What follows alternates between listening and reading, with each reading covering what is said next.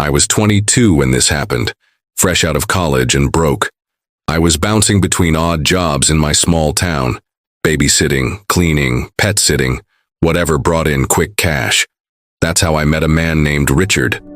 A woman I babysat for gave him my number after he mentioned needing someone to look after his golden retriever while he was away for work. Over the phone, Richard sounded pleasant enough. He told me his dog, Charlie, was anxious and didn't do well being left alone, so he needed someone to actually stay in his house for a few nights. The money he offered was a little better than the usual pet sitting rate, and I figured I could use the quiet time to job hunt online. When I first met him, he seemed like any middle-aged man you'd run into at the grocery store. Late 40s, thin hair combed back neatly, glasses, polite smile. Maybe a little too eager, but not creepy. His house sat on the outskirts of town, where the paved streets gave way to gravel roads and dense trees. It wasn't run down, but it had an older feel. Tan carpet, floral curtains, wood-paneled walls. Richard walked me through everything. Feeding schedules, Charlie's walks, spare keys, what food I could help myself to. He showed me the guest bedroom I'd be staying in, right off the living room. It was small but cozy. A queen-sized bed, a dresser, and a lamp. Everything seemed normal enough. The first 2 nights were uneventful.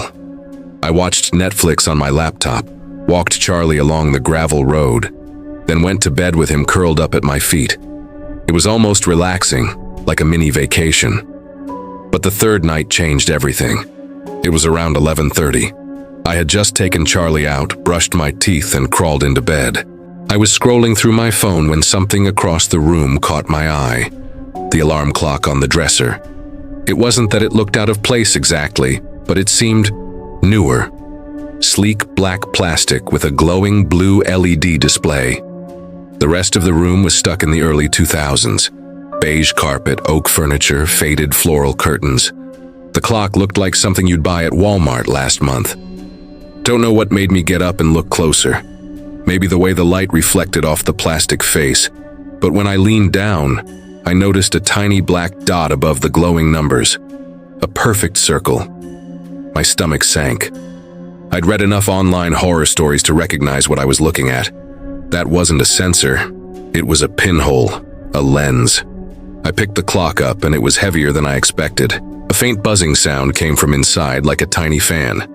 I turned it in my hands, staring straight into the black dot. And in that moment, Charlie, who had been dozing near the door, suddenly perked up. His ears shot forward, and he let out a low whine. Then I heard it. A sound from somewhere else in the house, not the front door, deeper inside. A door closing. My heart nearly stopped. Richard wasn't supposed to be back until Sunday. It was only Wednesday. I froze, clutching the clock, my brain scrambling for explanations. Maybe it was a neighbor. Maybe someone broke in. But then, slow, deliberate footsteps on the carpeted hallway. I panicked. I put the clock back exactly where it had been, then rushed to the guest room door and locked it just as the footsteps stopped right outside. A pause. Then a man's voice. Richard. Calm, but slightly out of breath. He said he had forgotten something in the room last time he was home, and he needed me to open the door. I couldn't answer. My mouth was dry, my heart slamming against my ribs. A few seconds later, his tone shifted. Still calm, but firmer. He told me not to be alarmed, that the clock wasn't what I thought it was. He said it was a motion sensor for the dog, that he hadn't wanted to freak me out by mentioning it. I backed away from the door, shaking my head, hand clamped over my mouth. Then came a knock. Firm. Repeated. Open the door, he said. Let's talk about this like adults. When I didn't answer, the knocking turned into pounding. His voice sharpened, no longer pretending to be calm. He yelled that if I didn't open the door, he'd use his key. He shouted that he'd call the cops and say I broke into his house. Charlie was barking and scratching at the door now, only making Richard more furious. I looked to the window. It was low enough to climb out, but it was locked. My shaking hands fumbled with the latch. Once, twice, 3 times before it finally slid free. Behind me, the pounding on the door was relentless. I shoved the window up, scrambled onto the sill, and dropped onto the damp grass outside. My ankle throbbed from the landing, but I forced myself to run. The gravel driveway was long, lined by thick trees, and I sprinted down it in the dark, looking back only once to see if Richard was chasing. I didn't stop until I reached the road. I crouched behind a row of mailboxes, fumbling for my phone. My fingers were slick with sweat, slipping against the screen as I dialed my mom. She lived 15 minutes away. When her headlights finally appeared down the road, I nearly cried with relief. I stayed at her house that night, too shaken to sleep. The next morning, I blocked Richard's number and called a lawyer. The lawyer told me without physical proof, like video footage or the actual device, I didn't have much of a case. Richard could claim the clock really was just a motion sensor. I thought about going back for it, but the idea of facing him again made my stomach churn. My lawyer strongly advised against returning alone, so I didn't. I never got paid for the 3 nights I stayed. The woman who had recommended me to him ignored my calls. It was like she wanted to wash her hands of it. For weeks afterward, I couldn't shake the paranoia. I checked every smoke detector, every clock, every picture frame in my own apartment. I unplugged my laptop camera and taped over my phone's front lens. Every time I went to bed, I imagined a tiny black eye staring at me from across the room. And sometimes, this is what still gets to me. I think about that sound, the door shutting somewhere deeper in the house. What if he had been inside the entire time, watching me, not just through that camera, but from behind the walls I thought were keeping me safe? My girlfriend Hannah and I booked the Airbnb on a whim. It was late September, right as the leaves were starting to change. We had a long weekend free and wanted to get out of the city. No phones buzzing, no work emails, just quiet. The listing looked perfect. A 2-story farmhouse in a little town 3 hours away. It had glowing reviews, cozy pictures of a big wraparound porch, hardwood floors, warm lighting. There was only one strange detail in the description. Basement storage is off limits to guests. That didn't strike me as too odd at the time. A lot of hosts keep personal belongings in a locked room, but in hindsight, that one line should have been the red flag. We pulled into the gravel driveway just before sunset. The place looked a little more worn than in the photos. Paint peeling along the porch railings, shutters hanging crooked. There was only one other house in sight, far off across a field, and dense woods pressed in on all sides. The host was already waiting for us on the porch.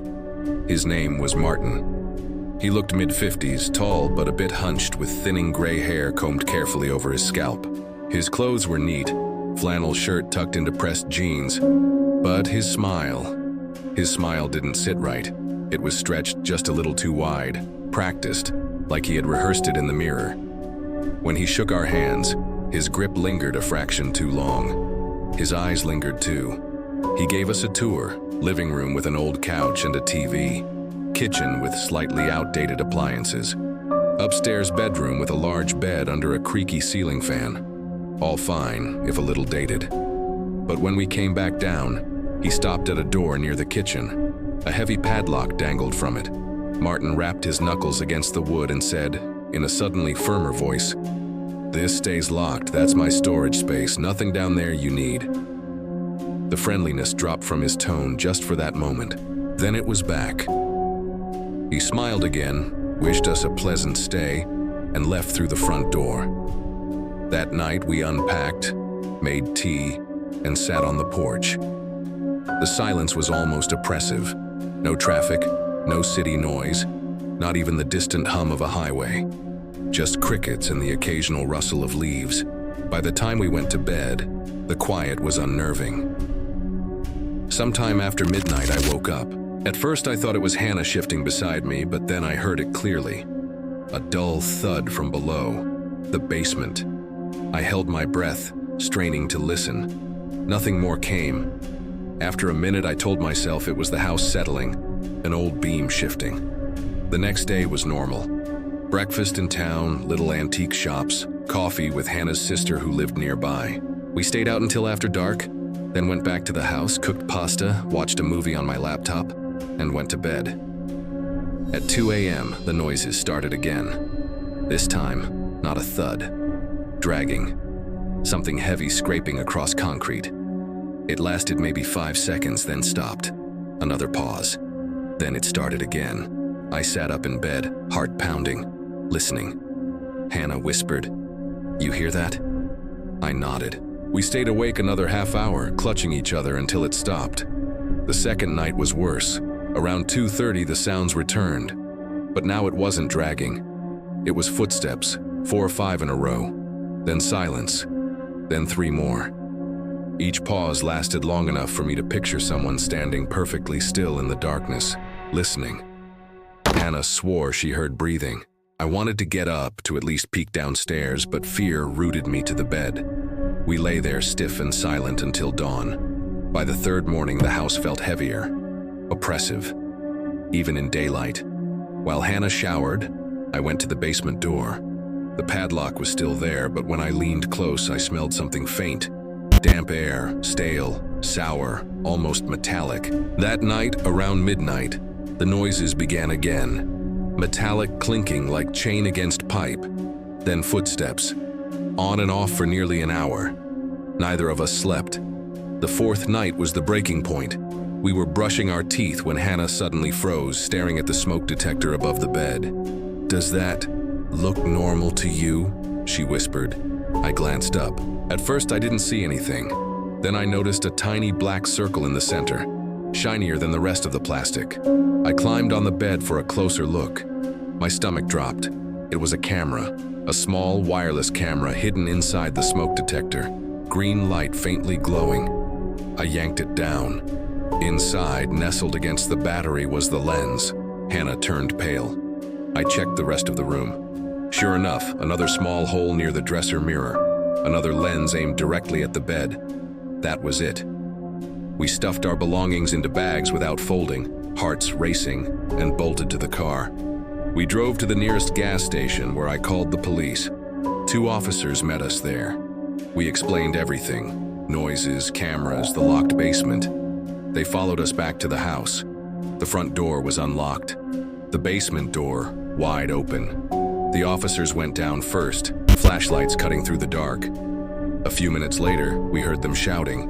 When they called us down, my skin crawled. Martin was there. He had been hiding in a basement closet, crouched beside a monitor connected to a mess of wires and recording devices. The feed was from the cameras upstairs. The officers hauled him out, cuffed him, and dragged him up the stairs. He looked nothing like the neat, smiling man who had greeted us days earlier. His shirt was wrinkled, hair wild, face pale and twitching. We later learned he had been living in that basement full-time, even while renting the house out, watching people, recording them, listening. The police confiscated everything: the cameras, the monitor, the hard drives stacked in his closet. Martin was charged with trespass and invasion of privacy. Airbnb contacted us later with a voucher, clearly hoping we wouldn't publicize what happened. We took it, but the experience left scars. Now, every time Hannah and I stay anywhere unfamiliar, we check everything. Every smoke detector, every vent, every mirror. But the part that keeps me awake sometimes isn't the cameras.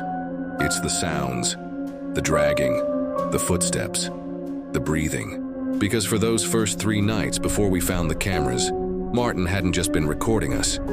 He'd been moving around down there, just beneath us, listening to us breathe in the dark. When you're young and broke, you don't get picky about roommates. That was my mistake.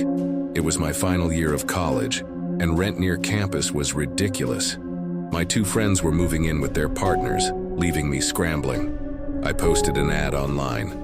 Room available in 2BR apartment near campus, 400 IMO, students only. I didn't get many responses. Just one, actually, a guy named Kyle. His email was polite, if a little formal. He said he was transferring from another state, studying engineering, needed a place fast. We scheduled a meeting, and when he showed up, I was relieved, honestly. He looked normal enough. Mid-20s, dark hair, glasses, plain hoodie, quiet voice, shy smile. He didn't ask many questions about me, mostly just about the room. Utilities, how the lease worked, what furniture he'd need. By the end of the week, he moved in. At first, Kyle was just quiet. He kept to himself, spent a lot of time in his room, headphones on. He cooked basic meals, ramen, pasta, scrambled eggs, and never left a mess. The rent was always on time. In some ways, he was the easiest roommate I'd ever had. But little things started to feel off. I'd wake up to find him sitting in the living room in the dark, no TV or phone, just staring. When I'd ask if he was okay, he'd nod without looking at me. Sometimes at night, I'd hear him pacing in his room, long, steady footsteps back and forth for hours. And then came the humming. Late at night, I'd be lying in bed when I'd hear a faint hum coming through the wall we shared. Low, drawn out, tuneless, almost like a broken machine. It made the hair on my arms stand up. I told myself he was just odd, socially awkward. Everyone has quirks until the night I woke up to a click. Mechanical click, soft but close. My eyes opened to darkness. I lay there listening. Then another click. I sat up scanning the room. At first I didn't see it. Then my eyes adjusted to the faint glow from the streetlight outside. In the corner, above my desk, was the smoke detector. The tiny red light was blinking, slowly, deliberately. My chest tightened. I stood on the desk, pulled it down. It was heavier than a normal smoke detector. I opened it. Inside was a small circuit board, wires, and a tiny camera lens aimed directly at my bed. I dropped it, heart pounding. My first thought was, call the cops. But then a worse thought hit me. If there was one camera, there might be more. I tore through the room, checking vents, outlets, mirrors, and I found them. Another lens tucked behind the vent cover. One inside the alarm clock on my nightstand. A third in the corner of my lamp. All pointed toward my bed. I wanted to scream, but fear pinned me silent. I grabbed my phone and started recording everything, each device, each camera. My hands were shaking so badly the footage blurred, but I needed proof. Then I heard it. Kyle's door opening. Slow creak, then footsteps. I killed the light and held my breath. His steps paused outside my door. Then, quietly, he tried the handle. Locked. He stood there for what felt like forever. Then, finally, his footsteps retreated back to his room. I didn't sleep the rest of the night. At dawn, I packed a bag with whatever I could grab. Laptop, clothes, toothbrush, and slipped out. I drove straight to my friend Mark's place and showed him the footage. He swore and told me we had to go to the police. When we got back to the apartment with an officer, all the cameras were gone. The vents were screwed back on, the smoke detector replaced with a normal one, the clock missing entirely.